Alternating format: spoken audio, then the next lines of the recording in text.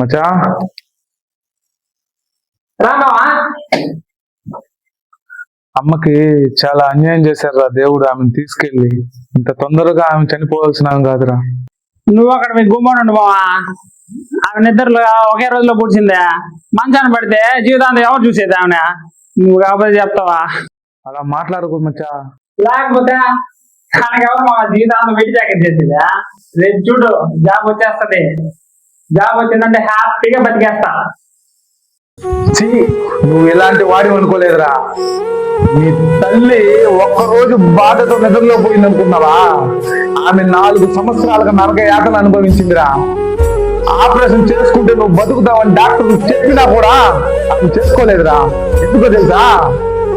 ఆమె చనిపోతే నీ జీవితం ఏమైపోతుందని ఆపరేషన్ కోసం ఉంచుకున్న డబ్బులు కూడా నీ ఉద్యోగం కోసం ఇచ్చేసిందిరా. అలాంటి తల్లి గురించి ఇంకోసారి మాట్లాడినావంటే ఊరుకోనరా నేనా.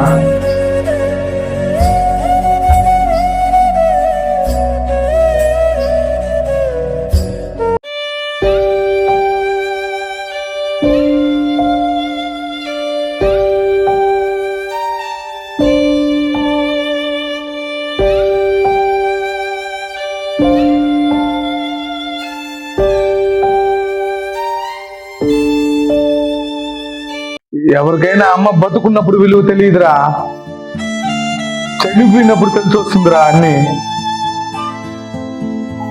లేరా, పైకి లేరా.